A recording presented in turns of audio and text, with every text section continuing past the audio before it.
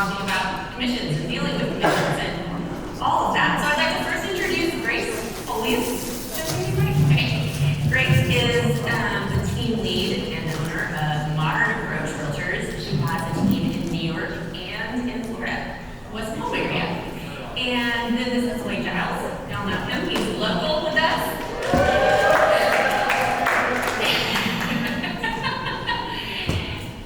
Are there mics on? Yeah. And Wade runs the Giles group here in Austin. So, okay. Let's back up. I'm going to first start by giving nice little disclaimers. It's going to make all the attorneys and everybody feel good that commissions are completely negotiable. And nothing else but what we're talking about today is in violation of that. So, just tell us, especially since Grace, you're from another market, Wade, you're experiencing what everybody in this room is experiencing. Just maybe one by one kind of tell us what you've experienced since August. Is this microphone working? No, it is. It's on. I can hear you.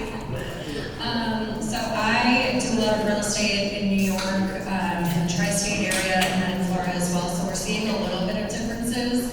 The biggest difference is that in both of those markets, we were always supposed to get buyer's agreements signed, and most agents weren't actually doing that. So I know it's a little different for you guys down here. You had said that pretty much that was standard. Yeah, well, I've been in the business for a little over 11 years. I've been using a buyer rep since day one. Texas is one of 14 states that already had a buyer's rep in place. So I've been using it from day one. That's the way I learned how to do that in this business. And so it really has been less of an effect, I think, for me and for a lot of the realtors in this room who've had the buyer's rep.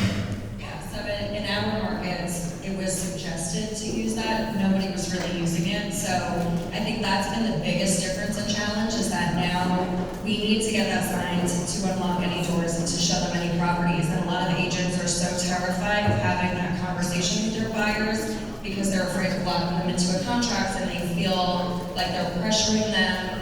And the way I look at it is it's like a listing agreement. Like we have no problem getting that signed on a listing appointment. So why are we having this pressure and nervousness around getting a buyer's agreement signed? It's the same thing.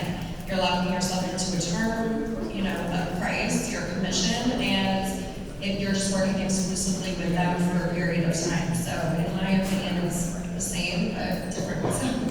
Yeah. So let's talk for a minute about how, the main thing that was taken away from what we were experiencing here in Austin, at least, was the MLS served as, a binding contract, if you will, of conditions between brokers, and that has gone away. So how does that change the conversation that you have, either when you get a buyer's rep agreement or even with your sellers and how that process works? So when I have a buyer consult, the first thing I ask is, do you know how I get paid?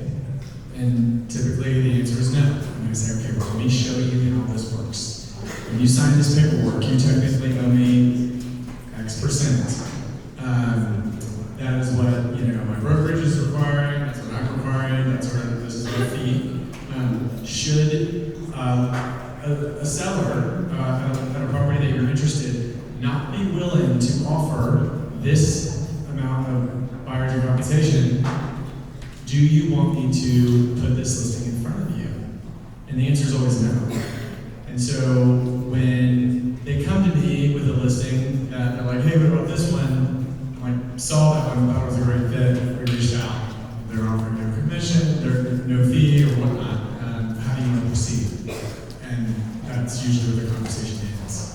And is that conversation, what's the feedback from your buyers on that? Are they like, thank you for, looking out for us and acting as our fiduciary and all that? Or are they confused about how this is working based on maybe their past experiences with buying houses?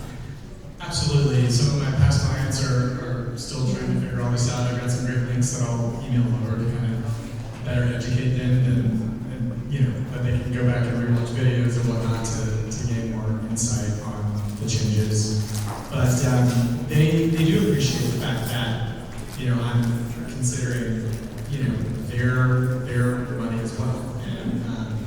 And so yeah, that's the way it's been. And thankfully, I haven't had to have that conversation all too often at this point.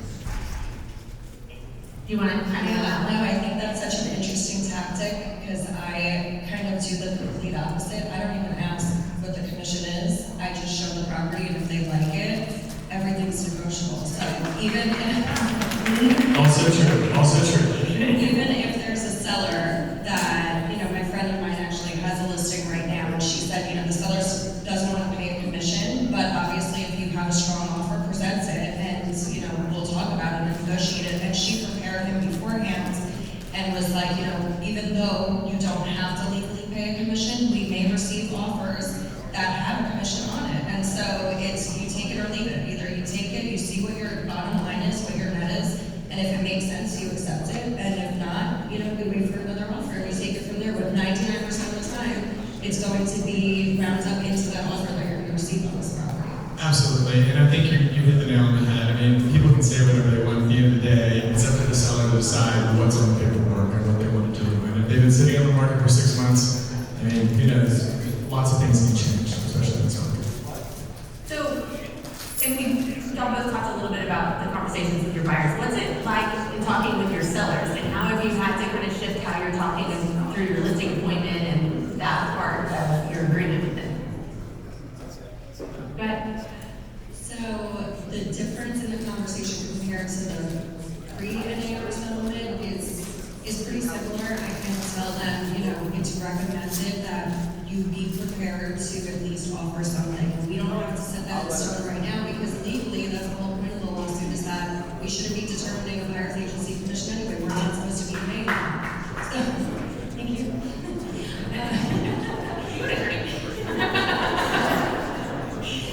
But I just prepare them, I set the expectation, and transparency is key, and just, you know, hitting the nail on the head from the beginning. These are the options, right? This is what may happen, this is what may happen. I don't know what offers we're gonna receive, I don't know what the commissions are gonna be, but just be prepared and be open-minded, and we kind of just have to take it from there. But just know, this is my fee, this is what I'm taking on the listing side to market your property, and you may have to pay something additional to contribute to the buyer's agency commission, but that's up in the air with that number.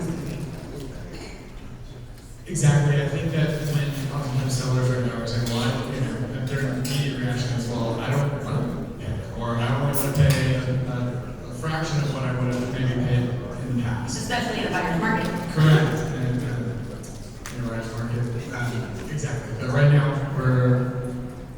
well, no, in the seller's market, I would say. Yeah, okay.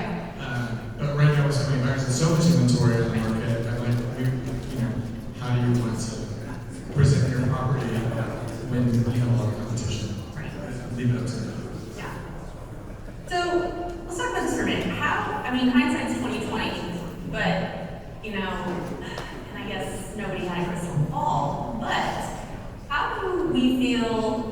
Where do we as an industry miss the mark to get to this point, to where it's, you know, this is a little bit disruptive to us all? I think we can agree. And not looking backwards in a sense of blame, but like, what can we learn from the past that our industry can do and be better moving forward with this? Like, where kind of did we miss the mark, and what do we need to do better as an industry? I think that overall, we as a real estate community have not done the best job over the last several decades of really advocating for ourselves and showing our value propositions. I think if you were to go out on the street today and go ask 10 strangers, hey, what is the number one thing a real estate agent does? They're going to tell you they find me a house. Or that's what they would have said. Now they do Zillow, or they open the door. They don't always appreciate all the other things. And I think it's because we haven't done a really great job of showing them all of the aspects that go into a real estate transaction. And, you know, pointing at things on TikTok doesn't exactly explain that either. So, you know, I think we have to really get back to the basics and truly show our value, and that our value is worth what they're paying in a fee. Yeah. Yeah, no, I totally agree with that. And like I had mentioned earlier, and I'm guilty of this as well, we're so used to doing listing presentations and showing our value, and this is what we're going to do for you and how we're going to market your property. And I don't know about you, but I was never doing a buyer presentation like that, where I was starting value forward. Now I'm doing that, and now I'm treating it as if it is a listing presentation, and I'm going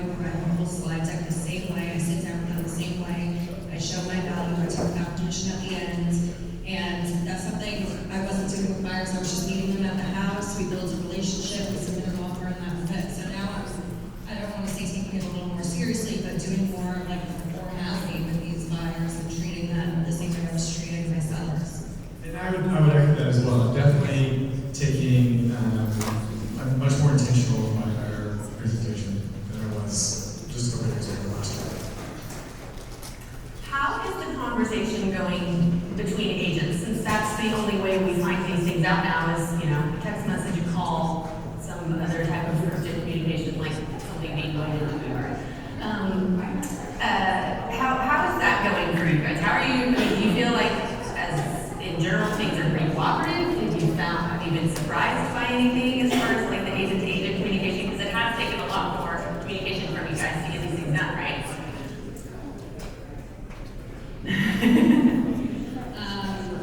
So quite frankly, excuse my French, don't give a shit what the seller thinks they're paying me because my commission is now in my buyer's agency agreement. I set that price with my buyer. So regardless of what the seller thinks they're paying, it's negotiable. So I just got an offer accepted this morning and, I submitted it. She said, okay, we'll agree to these terms, but we're offering this commission. And I was like, that's nice, but my buyer's agency says that this is my commission. So the offer still stands as is. We'll agree to the other terms, and they wound up accepting it with the commission that I had set in place. So all I'll say is, even if the seller says, oh, we're only offering this amount, and it's a lot lower than you expect it to be, just don't take that for an answer. Submit your strong offer, and make sure you wrap it up in a way where it's favorable for the seller. So look at the other factors of the offer and what the seller is looking for. When do they want to close? Put more at escrow. Make it look more presentable to the seller so that they're not turned off by the commission. And the commission is just a small factor of what's included in that contract that you're submitting. Totally. And it's one thing to say no to something verbally, it's another thing whenever it's written inside. And it's really, really easy for people to puff up their chest until they get that offer in the hand. So, absolutely. And the one thing I will say about the whole buyer's agent commission, when you call an agent and they say they're not offering anything or they're offering something that may seem extremely low, I think that's an indicator on their willingness on where they are in the process of selling. Maybe they just haven't quite caught on to the realities and whatnot. So. And that's up to the listing agent to really inform them. And I feel like that's our responsibility now is to make sure they know what's going to happen. Because if you get a seller that's like, no, we're not paying anything, reality is going to hit them and be like, wait a second, maybe I do need to offer something. Because that's what all of these offers are going to be. So, one last question for you guys. How do we feel like this could change, or what are you foreseeing, or have you already thought about how to change your conversation in a different market with less inventory and with much higher demand? Well, again, it goes back to the value props and providing that value.